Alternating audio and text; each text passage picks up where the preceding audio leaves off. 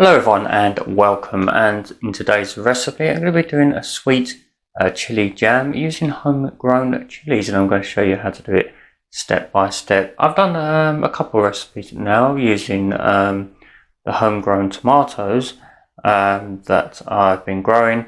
There's a tomato soup recipe, and there's also a tomato relish recipe as well. They're in the playlist and I'll put links in the description, so if you want to check them out.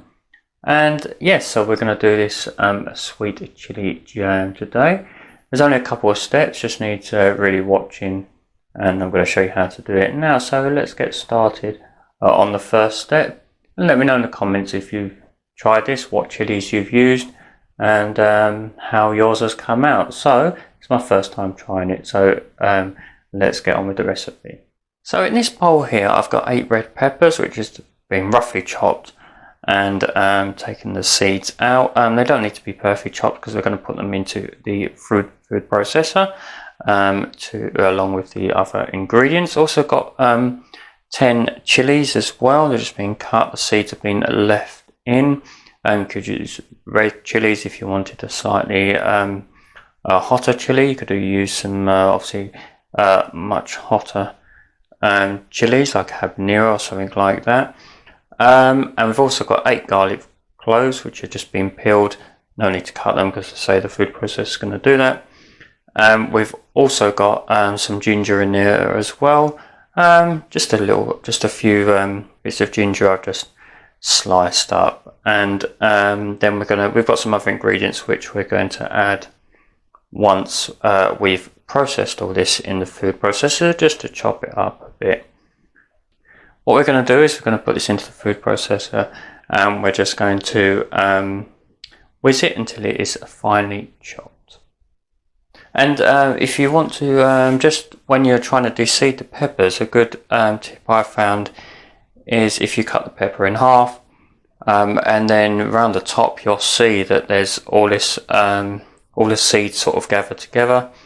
If you just cut that bit out and then turn the pepper over onto a bowl or something and just tap the outside of the pepper with a knife, and the rest of the seeds should come out. Okay, so let's put this into the food processor. I've just got a normal chopping blade on there, so fine for doing this. A nice good mixture of smells here as well, with the chilies and the garlic and the peppers.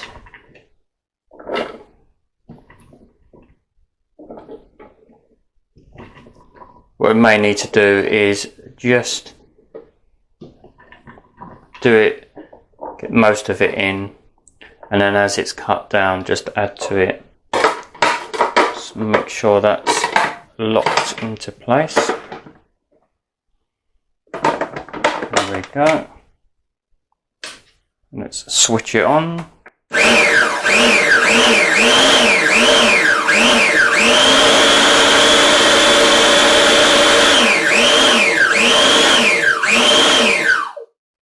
And you can see as it's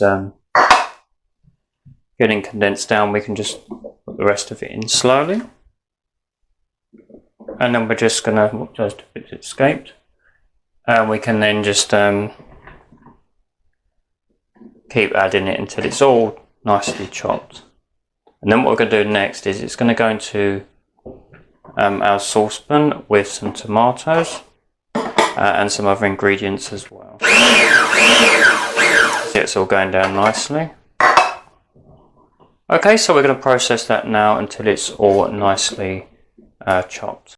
So as you can see, that's now nicely chopped. So that's got the peppers, the chilies, the ginger and the garlic. And what we're going to do is we're now going to add that into just a nice deep saucepan. We've got 400 grams of tomatoes in there. Again, I'm using homegrown ones. Obviously you can use just cherry tomatoes or normal tomatoes, whatever you want to use. But obviously I do recommend you grow your own if you want to. Again, I've got a video on that, and you can check that out on my channel. So let's just add this to the tomatoes. Scrape that all in. Just Be careful with the blade.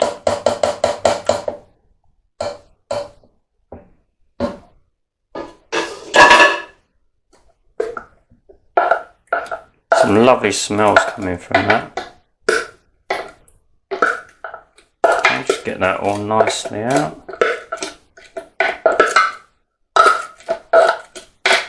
And of course, things like this, like the tomato relish that I did previously, you know, they will keep for a long time, so it's a good way to preserve the life of your chilies or your tomatoes or whatever you're using in your recipe. And obviously using two homegrown ingredients in this recipe is an added bonus and saves you money as well. So we've now added that to the tomatoes.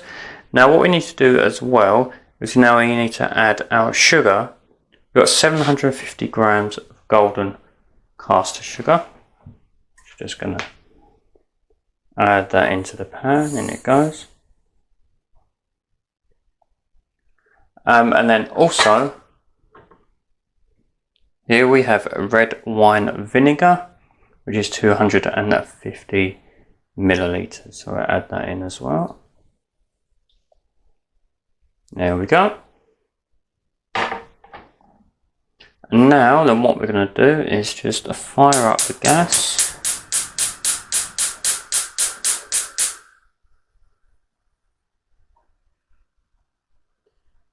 And then we're going to have that on just like a medium heat. And what we're going to do is we're going to bring that all to the bowl first. So we just need to get some heat into there and bring it to the bowl. And then what we do is we'll simmer it down after that.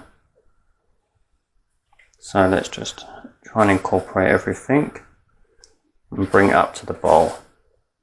Probably take a few minutes. So as you can see, it's just coming to the boil now. You notice I haven't cut the tomatoes up. There's no need because they will break down anyway. And you can just skim off any scum that comes to the surface as you're bringing it to the bowl. And then what we're going to do is we're going to reduce it to a simmer. And then we're going to cook for about 50 minutes.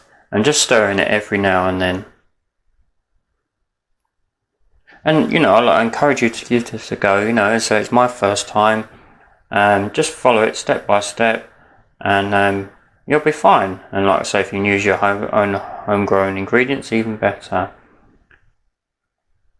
Had a good crop of tomatoes this year because the weather's been much better in the UK, as well as chilies as well. I tried growing the previous year.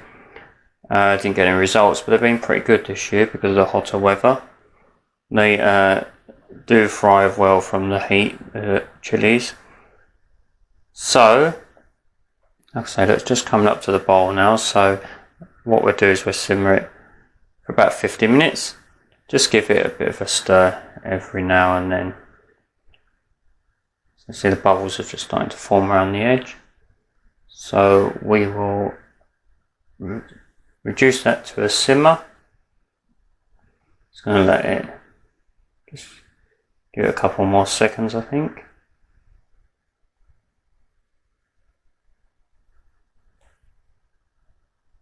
And then after the 50 minutes, we should find that it becomes very thick and sticky, almost like a jam texture in a way. It's kind of like a savoury jam in a way. And great thing about sweet chilies, you can have it with cold meats, with chicken. I mean, how many times do you have a wrap?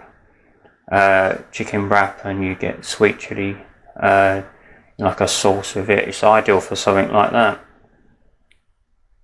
Okay, so we're now going to put it onto the simmer. There we go, for about 50 minutes and then so keep stirring it every now and then. Okay, so after 50 minutes you can see the difference now. You can see how it's reduced down. It's got thicker. It's changed colour as well, a lot darker now. Most of the tomatoes are broken down. As I'm stirring with a wooden spoon, you can feel how much thicker it is. And of course it will thicken further as well as it cools. So I've just been stirring it occasionally throughout the 50 minutes. and kept a good eye on it as well. And what we're going to do now is, because it's getting to the stage, you can see it's bubbling, and it's thickened a lot more now as well. We're going to just leave it for another 10 to 15 minutes, but this time you need to make sure really stir it so that it doesn't catch on the bottom. And then we'll be nearly there. So you can see how it's really progressed from the start. So this is the time now you need to really keep an eye on it, and just stir it for about 10 to 15 minutes. I didn't mention earlier on, but the type of chilies I'm using are cayenne. So they're not as hot as others. As I say, you can use hotter ones if you want to get a more fiery chili jam. These are the ones I said earlier that I've been growing. Okay, so let's just keep an eye on it for another 10 to 15 minutes and then we'll be nearly there. Okay, so as you can see, after a further 10 to 15 minutes, it's thickened considerably more. You can see how much it's reduced down by, and it's what you might describe bubbling lava. As you can see, it's nicely bubbling. So what we're going to do is going to turn that off, and we're now going to leave it to cool for a bit, because you'll remember obviously there's sugar in there, and obviously it's a lot more hotter than when you're, say, cooking other things, because obviously the sugar will raise it to a higher temperature. So we're going to let it cool for a little bit before we transfer it to some sterilised jars. And the good thing is, like I was saying earlier, obviously you can keep it for up to 3 months. You can keep it in a cupboard, in a sealed jar, or once opened you can then just keep it in the fridge. So, and then you can just obviously take it out when you need to use it. Now, I say that is lovely and thick. We're going to leave that just to cool for a bit. Don't want to be handling it yet before we transfer it to the jars. So I've let it cool for about 15 minutes, and what I'm going to do now is transfer it into some sterilised jars. You can sterilise jars by just boiling some water and putting them into the jars, and then there's a method to put them into the oven. There's methods online, and you can also sterilise them in your dishwasher as well. So you can say check them out online, or in my previous video I believe I did mention them. That's in the tomato relish one of how to sterilise jars. So we're going to get rid of the wooden spoon. I'm just going to use a ladle, and it's still warm, but it's okay now to put into the jars. We just needed it to cool a little bit. And I do love the dark red colour of it. And there's a few little bits of, you can see a few little bits of tomato, but I like that nice rustic look of it. And also, I'll also give it a little bit of a try as well, see how it's come out. Like I say, it's my first time trying, so I do encourage you, of course, to give it a try and see how it comes out. You can always adjust it for next time if you think it needs a bit more sugar, or if you want to use different chilies, or whatever you want to do to it to make it your own. Now let's just get that nicely in. Like I say, lasts for 3 months in a cupboard, unopened, and then you just put it into the refrigerator once you've opened it.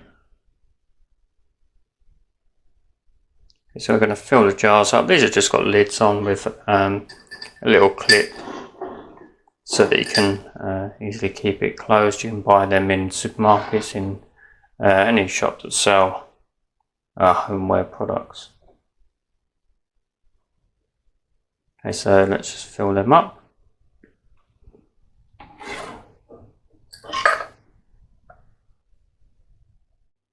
So as you can see, I've filled 2 decent sized jars. I'm just going to leave them to cool before I put the lids on. I've got a little bit in the saucepan that I'm going to just give a try and see how it's come out. Like I say, it's my first time trying, so it's cold enough now to taste. So let's see what this is like. I'm hoping it's come out well. So you get the sweetness to begin with, and then you get a little bit of heat from the chili in the background. I'm really pleased with that, actually, how that's come out. Like I say, please do give it a go and let me know how yours comes out. So I hope you will give that a go, and I hope you found the video interesting and helpful, and let me know in the comments how yours comes out. And like I say, what chilies you use, whether you use a slightly hotter one for a bit more of a kick. The one I've just made, like I just said in my comments, a little bit of sweetness and a little bit of kick, which is nice. Nothing too overpowering, so I'm pleased how that's come out for a first try. Like I said, I've used home-grown chilies and also some home-grown tomatoes as well. So, and if you want to check out the videos for growing chilies, for growing tomatoes, for the tomato soup recipe I did, and also for the tomato relish, then they'll be in the cooking playlist, and also I'll put links in the description as well. So thank you for watching, and give it a like if you found it helpful. And subscribe if you haven't done so already, and ring that bell for notifications of future cooking videos as well as other content as well. And I'll see you in the next video. Take care. Bye for now.